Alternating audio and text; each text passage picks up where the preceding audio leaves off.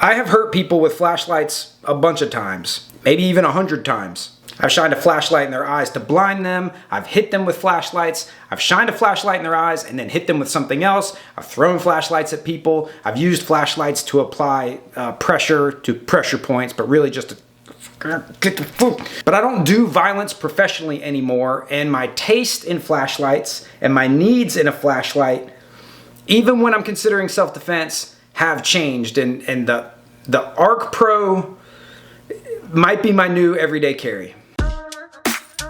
Now, Olight did sponsor this video. They sent the Arkpro for my review, and you might, if you're paying attention, you might be like, Mike, you've not done an Olight sponsored video in a long time.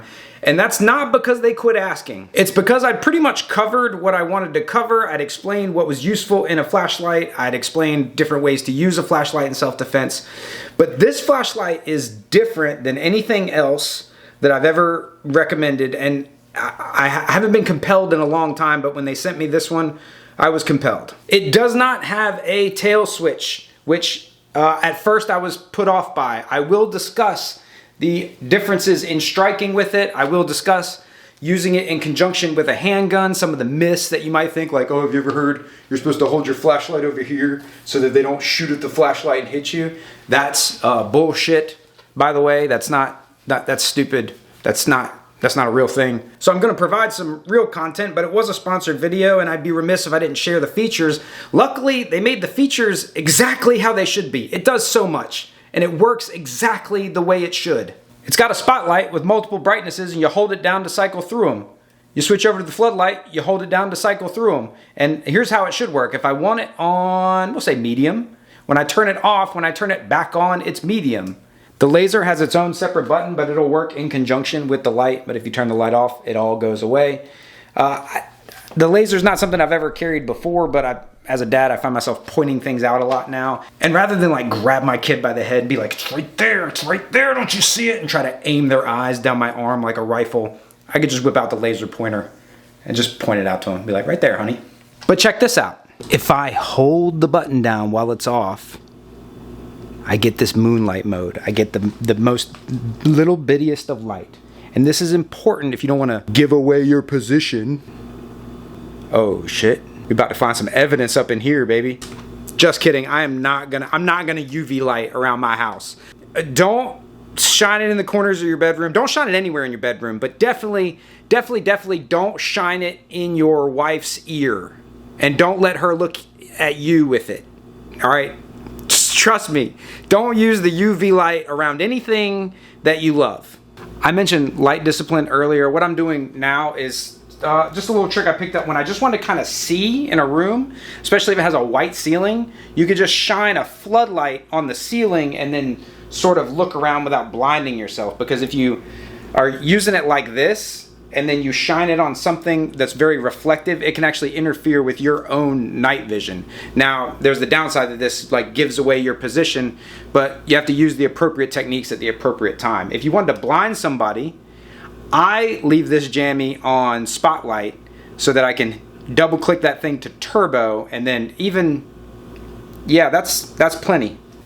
The double click getting you the turbo is how it should work. That way it doesn't matter how you have it set up. I like to leave mine on low for task appropriate lighting so I don't blind myself looking for things. And then if I need to blind a bad guy and use it on a bad guy, double click to get that turbo mode.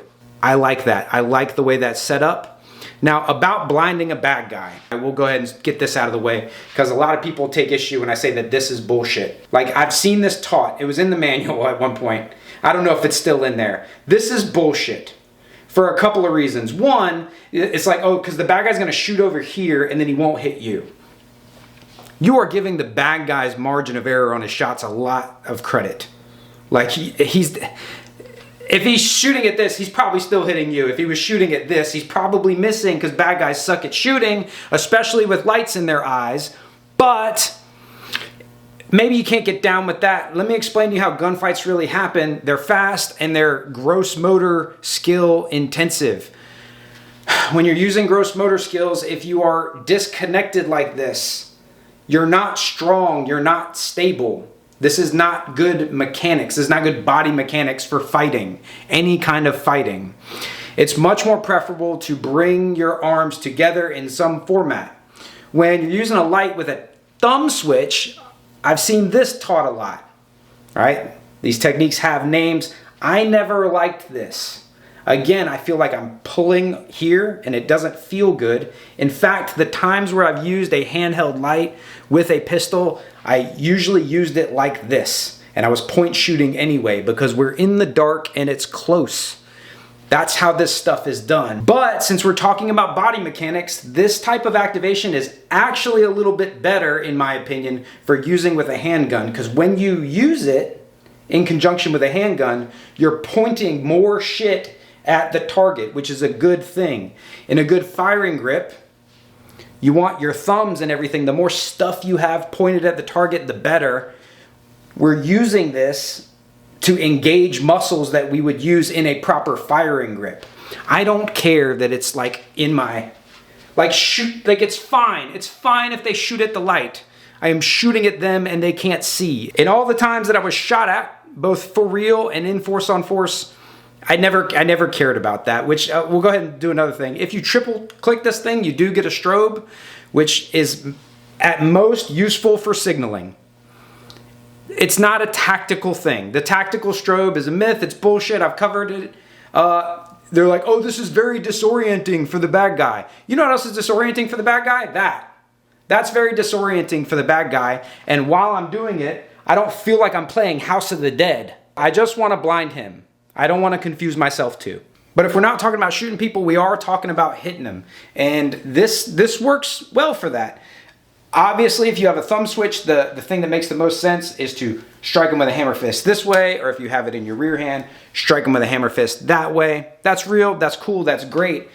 But the delivery system for those strikes is still and always will be boxing. Your boxing skills and your clinch fighting skills, to some degree, are going to be the skills that carry the strike to the bad guy. Like, if you don't know how to fist fight, and then you put a flashlight in your hand, you're not going to be much better with that. Now, while you can still hammer fist somebody with this light, if you are holding it like this at the time that you decide you need to strike, you do have to know a little something. Mechanically, you could still make a very strong strike.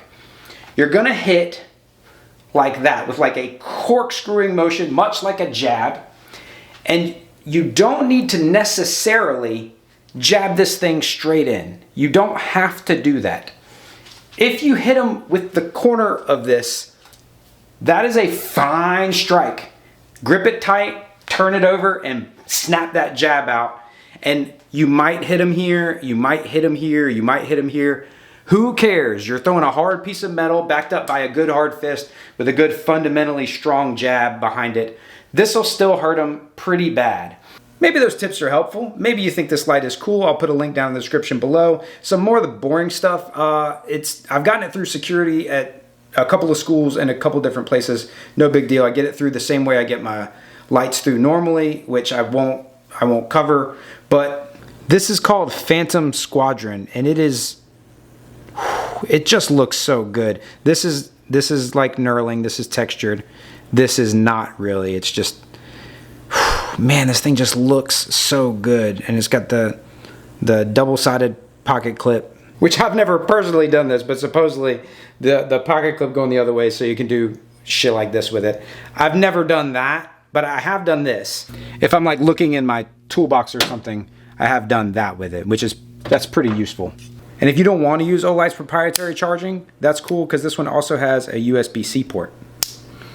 That's the Arkpro. Beautiful, functional, and some people would take issue with me recommending something based on the way it looks.